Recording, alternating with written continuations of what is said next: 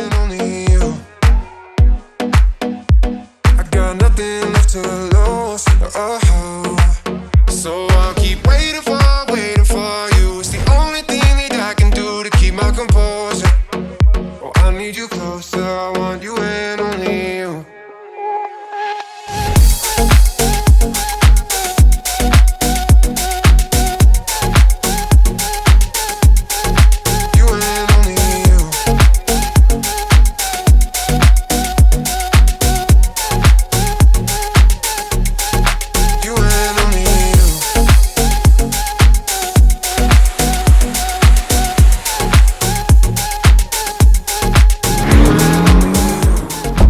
안녕하세요, 서오토반입니다. 오늘은 아우디 A5 스포트백 차주 인터뷰를 시작하겠습니다.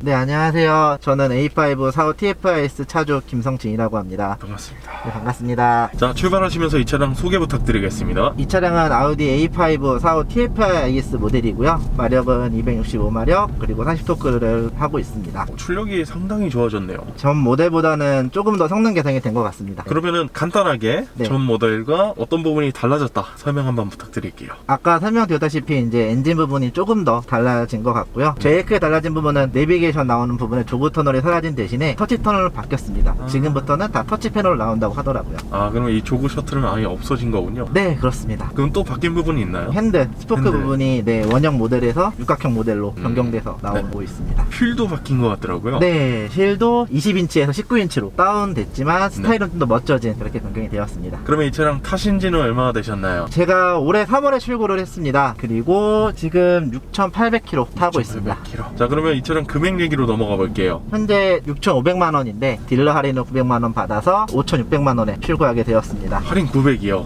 네, 비교했던 차량 중에서는 제일 큰 할인을 하고 있었습니다. 금액 얘기 자세하게 한번 부탁드릴게요. 네. 1,000만원을 먼저 선입금을 하였습니다. 그리고 나머지 금액은 3년 할부로 해서 내고 있고 월 82만원씩 내고 있습니다. 나머지 금액은 이제 잔가로 2천만원 좀 안되게 남아 있습니다. 잔가가 따로 있는 차량이군요. 네, 타보고 마음에 들면 인수하려고 합니다. 그럼 네. 보험료는 얼마 나오나요? 보험료는 85만원 정도 나오고 있는데요. 제 동생도 같이 이거를 물고 싶다고 해서 동생 넣으니까 120만원 정도 나오고 있더라고요. 아, 동생분까지 탈 수 있게 했기 네. 때문에. 그러면은 이 차량 연비 설명 한번 해주세요. 고속 주행할 때는 12, 13 정도 나오고 있고요. 시내 주행에서는 90 나오고 있습니다. 잘 나오는 편은 아니긴 하지만 그렇다고 너무 안 나오거나 막 그런 스타일은 아니라서 타고 다니는 게 괜찮을 것 같습니다. 재밌게 달려보겠다 하면 어느 정도 나오나요? S모드 넣고 열심히 달리면은 한 5, 6 나오는 것 같습니다. 5, 6 정도로 보면 되고요. 네. 자, 그러면 이번에는 장점 이야기로 넘어가 보겠습니다.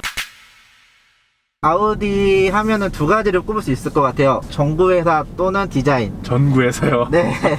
여기 앰비언트 라이트라든지 앞에 라이트가 굉장히 좀 이뻤고요. 두 번째는 전시장에서 봤을 때 얘가 제일 눈길이 많이 갔어요. 디자인 쪽으로도 마음에 들었고 A7 미니미 같은 모양이라서 더 그랬던 것도 있고요. 네. 또 공도에서 타기는 딱 좋은 출력과 마력수를 갖고 있어서 공도에서는 부족함 없이 잘 탈 수 있는 게 장점인 것 같습니다. 아우디 타시는 분들은 이 깜빡이를 굉장히 잘 켜신다고 그런 얘기가 있던데. 저도 일단은 안 키는 건 아니지만 얘는 의식적으로 키게 되더라고요. 아, 이게 조명이 아름답기 때문에. 네. 다른 장점은 어떤 거 있나요? 트렁크가 A7처럼 문까지 같이 열려요. 그러다 보니까 짐을 넣고 뺄 때가 굉장히 좀 편했고요. 네. 그리고 여기가 프레임리스 도어입니다. 이게 프레임이 없다 보니까 좀 하차감이 그래도 좀 있다? 트렁크 공간은 어떤가요? 웬만한 중형 승용차 정도 크기는 나온 것 같아요. 넓다고 생각하는 건 좀 아니고요. 중형 정도의 크기는 나온 것 같습니다. 크기는 그렇게 크진 않다. 네. 그러면 이 전체적인 공간성은 어떤가요? 뒷자리가 넓지는 않아서 어른들 타고 다니기에는 장거리는 살짝 힘들 수 있을 것 같기는 해요. 장거리 정도 운행하는 거는 괜찮다. 그러면은 뒤에 앉으신 분들이 키가 어느 정도 선이 있을 거 아니에요? 네, 제가 많이 태워본 건 아니지만 지금까지 봤을 때 175 정도 되시는 분까지는 그래도 편하게 탈 수 있지 않을까 싶습니다. 그 이상은 힘들 것이다. 네, 머리가 조금 달 수도 있을 것 같은 헤드룸 공간이 살짝 그럴 수 있을 것 같습니다. 알겠습니다. 그럼 다시 돌아가서 장점 어떤 거 있나요? 얘 같은 경우는 확실히 깎돌오다 보니까 주행 안정성이 좀 있는 것 같습니다. 제가 빗길을 좀 많이 달려봤는데요. 빗길 지날 때도 확실히 기존에 모던 차와 좀 다르게 깎돌오의 성능을 좀 느꼈습니다. 장점이 꽈트로다. 네. 그러면 단점으로 넘어가 볼게요.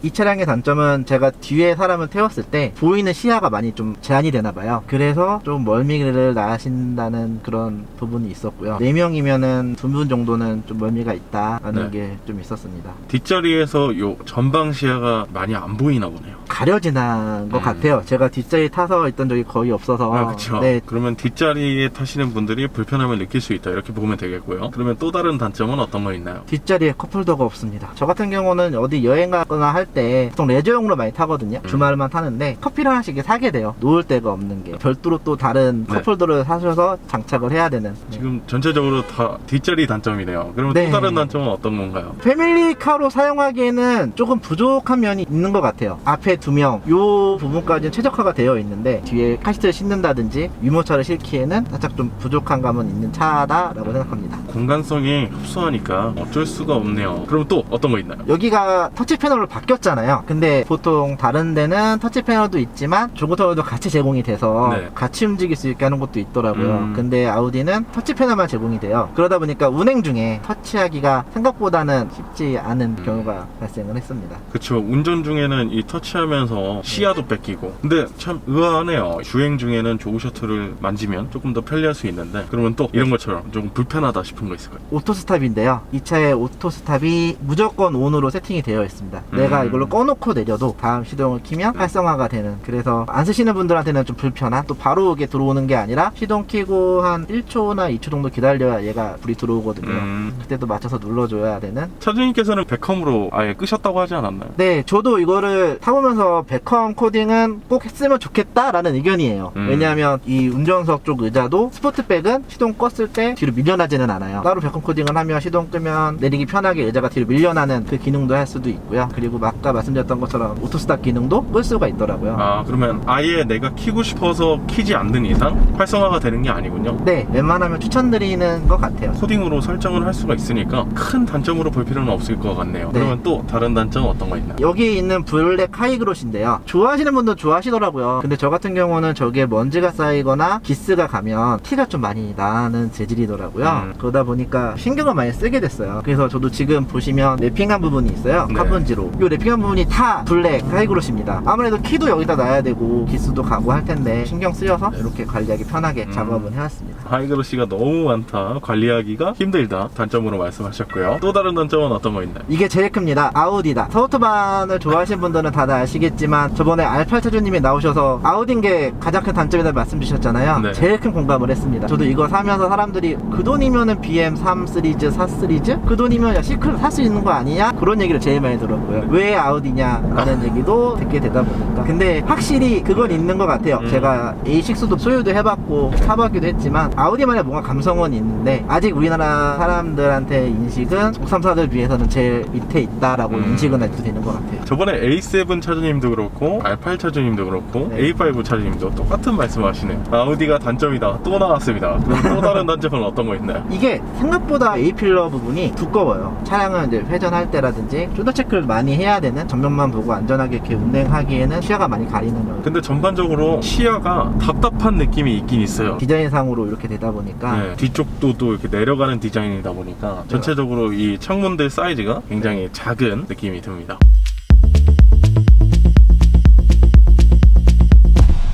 이 차량 비교하시기 전에 3시리즈, 4시리즈, C클래스 고민하셨다 그랬는데 이 차량을 선택하게 되신 가장 큰 계기는 어떤 걸까요? 전시장에 딱 갔는데 얘만 딱 눈길이 딱 쏟아지더라고요. 벤츠 C클래스도 이쁘긴 한데 3, 4시리즈도 굉장히 이번에 이쁘게 잘 나왔긴 했는데 얘만큼 눈길을 안 줬던 것 같아요. 그러다 보니까 매장에 서 있는 모습 보고 이 차다 했던 것 같습니다. 그리고 그 다음에는 동급 대비 마력수가 얘가 제일 높았어요. 물론 제가 디젤 차를 사는 건 아니어서 휘발유 차량으로 알아보긴 했거든요. 다 비교해봤을 때 동급 대비 디자인이 좀 제일 이뻤고 공도에서 타고 다니기는 적당한 출력과 마력수를 갖고 있어서 이렇게 했던 것 같습니다. 할인도 가장 많이 해주고. 네, 그쵸. 할인도 3사 중에 제일 컸습니다. 알겠습니다. 그러면 또 다른 질문 들어볼게요. 아까 잠깐 말씀해 주시긴 하셨는데 주위의 반응 어떤가요? 두 가지로 갈려요. 실물을 보기 전에는 왜 아우디냐, 두 번째 제 차량을 실물을 본 사람들은 차 되게 이쁘다, 네. 차 좋다, 그리고 실내 타보면은 내부가 고급지다는 느낌을 받나봐요. 그 얘기를 많이 들었어요. 내부가 실내가 고급지다. 보기 전과 후가 다르군요. 알겠습니다. 그러면 후회하신 적 있나요? 아니요, 저는 이 차를 타고서 후회했던 적은 없습니다. 왜냐면은 제가 원하던 출력을 잘 내고 있고 저도 막 달린 스타일은 아니라서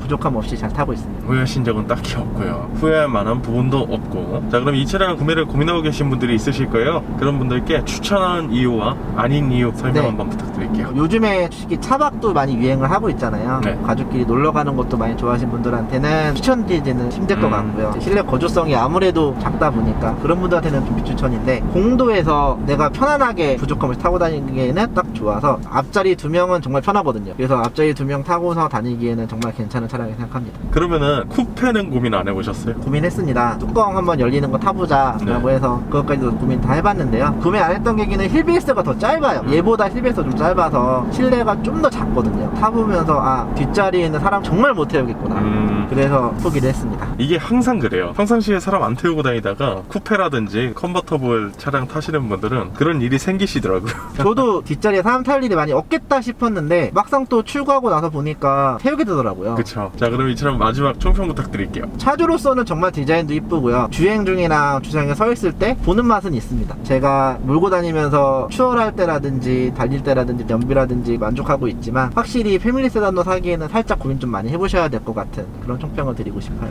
그러면은 굉장히 무난하다고 이렇게 말씀을 하시는 것 같은데, 아우디가 가진 장점은 무난함일까요? 정확히 말씀드리자 그러면 모든 거 평균치 이상, 단 뭐 하나 뛰어나진 않다. BMW는 딱 봤을 때 편 드라이빙, 주행 질감, 그거는 무시 못하거든요. 벤츠는 중후한 멋이라든지 그런 맛은 있지만, 아우디는 너 뭐가 잘났어, 너 뭐 잘하니? 라고 물어봤을 때 아우디는 딱히 떨어지는 건 아니에요. 모든 게 다 평균 이상은 다 하고 있는데 그렇게 보이는 것 같습니다. 무난하고 평균 이상이다. 특출난 건 없지만. 네, 뭐 하나 이게 장점이라고 얘기하기는 좀 그렇지만요. 네, 알겠습니다. 그러면 저희 오늘 인터뷰는 이 정도에서 마무리하도록 하겠습니다. 네. 다음번에 또 다양한 차종 가지고 인사드리겠습니다. 지금까지 서오토반이었습니다. 감사합니다.